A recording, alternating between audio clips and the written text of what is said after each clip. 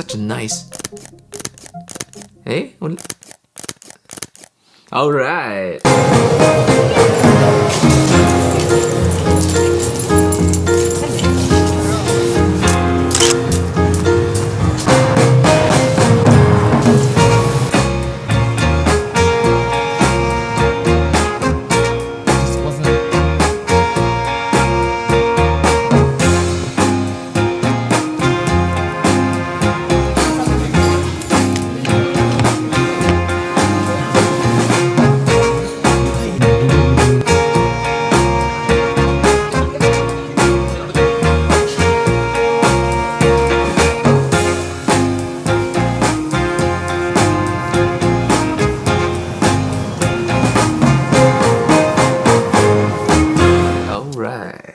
Let us begin.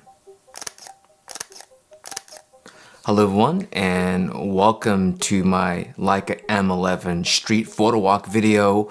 I was out and about with Chris Meets Chris in Chinatown, Vancouver with the Leica M11 as well as the Leica M10R. Thank you so much, Camera West and Leica Store San Francisco. I have this on a long-term loan since I was in Germany. I got lots of videos to still edit, but they let me borrow this on a long-term loan, use it in Germany, love this camera, and as well as when I got back to Vancouver, and then Leica USA, thank you so much Kiran and the rest of the team, Nathan, for sending this out to me, the M11, and just had a great time. It looked right at me like you just did like kind of Wes Anderson style. Not like shoulder a little bit this way because the fire hydrants in there. Yeah. The M10R was the first M to go to the moon. This video is not going to be about specs and numbers. I shot another video sort of talking about the differences between these two cameras, but in this video it's more about just the shooting pleasure of the Leica M system. And as well, I'm not sure how much of it we showed in the video that we shot, but also my M7. I love this camera. This shot my Hong Kong neon project with this. I've traveled the world with this camera. With the 28, that's my favorite focal length using on the Leica M. Shot with this in Germany as well.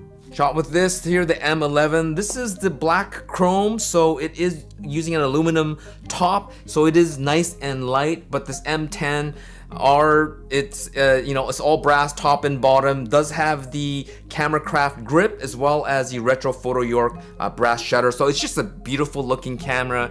And when you're out and about shooting with any Leica M, these are competent cameras. It's like an air-cooled Porsche 911. It's a real sports car. You can definitely race with it and keep up with modern sports cars depending on what you're doing. Obviously, it's not the same as a brand new water-cooled 911 sports car, but these things definitely, the optics are as good, if not better, than a lot of other manufacturers. And having a 35mm f1.4 and a lens this small, I mean, no other full frame manufacturer can make a lens quite like this with this kind of quality, because there's no autofocus to have to deal with. And so as you will see in the video, as I'm out and about walking around, you don't need autofocus for some things. My buddy Jason Roman, Stock Easy, he shoots at f1.4, f2 on the streets. He sort of scale focuses. He knows where he wants people to hit, at a certain point when he's at a certain f-stop, and he could just hit it because that's his primary camera. And he does, actual work shoots with his Leica M's, even though he has an SL. And I'm sure he has different reasons why he shoots an M over an SL over a Q. And so if you want to use this as a professional tool, you can. I use my Fujifilm cameras. Like right now I'm shooting on the X-T4 and I need autofocus for some things, but I come from the generation where autofocus didn't exist. And so, think of all the great photos that were taken by Magnum photographers, or just photojournalists in general. Some of my favorite photographers, Fred Herzog, Greg Girard, Henri Cartier-Bresson, they didn't use autofocus. It didn't exist at the time. And so to say that you can't like I think people have gotten so used to technology in their cameras that they become heavily reliant on it. And that's all right if you're doing jobs, I guess, but I not only like the art of photography, because you could have an artist's eye and use an iPhone and take fantastic photos, but know nothing about ISO, aperture, or shutter speed. It's just, you just kind of have that eye. And there's other people that understand the craft of photography, so they can shoot with a large format camera, medium format, they can load their own film, but they might not have an artist's eye. They just enjoy just the ritual of loading film and shooting film and just saying that they took it and they're completely happy with it. They don't need to be famous photographers. I believe in, for myself, being able to be a competent photographer with a great eye, but as well as understanding the craft of photography and enjoying the craft of photography. And with the Leicas, you get to do that. You get to manually focus, you get to really engage with the camera. You're actually mechanically moving lens elements, so you are focusing and using this focusing patch. And as well, you set your shutter speed, and if you're not, this has an electronic shutter on the M11, the M10R doesn't, so either you use MD filters or you stop down. You use all these different ways to capture your images, working within the limits of what you have. And yeah, I can use an autofocus camera, I can use my iPhone and get certain shots that would be a lot easier to grab if I had autofocus and auto exposure and all those. I mean, this has auto exposure, this has live view on it. So the M11 is a modern iteration from the original M3 film camera, came out in 1954. So we're approaching like the 70th year of the Leica M. Changes on a classic like this, it can't be too radical, but this is probably one of the most radical upgrades for Leica M, even though in something like the Sony world, where there's a new camera every 6 months, it's like, ooh, this camera is thinner. Oh, this camera has a new battery system. It doesn't seem that big, but when you have a 70-year legacy, a 70-year history of both form and function, there's only so much you can, like Leica says, they're not interested in making the M into an autofocus system, because that's what helps keep this compact and reasonably lightweight for what you're getting. But the thing is, people love these because they're manual focused, because you get to kind of play with it, right? You get to engage with it. You're not just shooting one-handed without looking. You need to look, you need to focus, you need to be able to figure out what you're trying to get. And yeah, you could chimp a little bit and look at what you shot or do live view. And with the M10R, you could do that. With the M11, you could do that. You can get like the MD and can't do that because there's not even a screen on the back. But the overall shooting experience with a Leica M system, it doesn't matter if you have an M11, M10R, M10P, M240, M246, M9, M8. It doesn't matter, even going all the way back to the film Leica M7. When I'm going from film to digital, and that's kind of what I did when I was in Germany, I was shooting with the film Leica M7 and then the M10R, swapping lenses back and forth, and the way that I shoot was basically the same.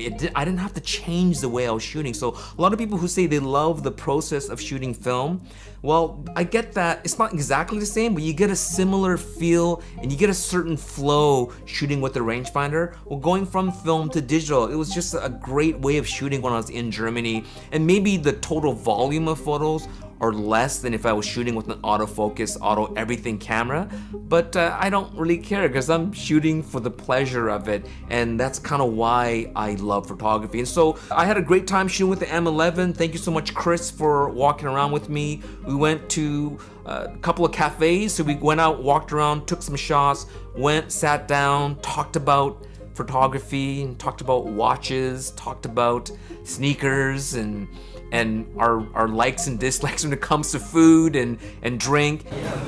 This is wrong. You're not supposed to really use honey in your Hong Kong style milk tea. You're supposed to use refined sugar, but I don't want you wasting your honey.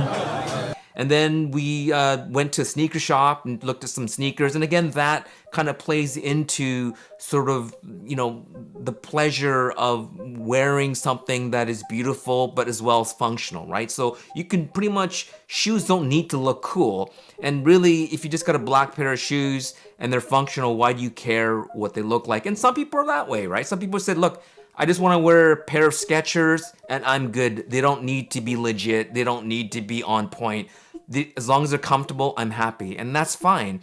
But for me, I love the functionality of sneakers, and I think they should be functional first depending on what you're doing, especially if you're running or hiking or something like that. But as well, the style, the history of where the shoe came from, like Stan Smith, Superstars, Air Force Ones, you know, those things mean a lot to me. And then sort of like it's poetry. It's poetry on my feet, my clothes, what I wear expresses how I feel. The watches I wear, they all express something about me. And shooting with the Leica, other than the history of the camera, it is an expression of my fashion sense, an expression of me understanding the historicity of these cameras, and yet they're able to still capture beautiful photos, and knowing the greats that use these cameras to capture wonderful photos. It just kind of plays into the whole poetry of when I'm out and about and shooting. And so thank you so much, Leica USA, for sending me the M11. Unfortunately, I have to ship it back, but I still have the Leica M10R. And for those of you that are wondering, should you get an M10R or an M11? The M10R, I think the value in it is finding one used, because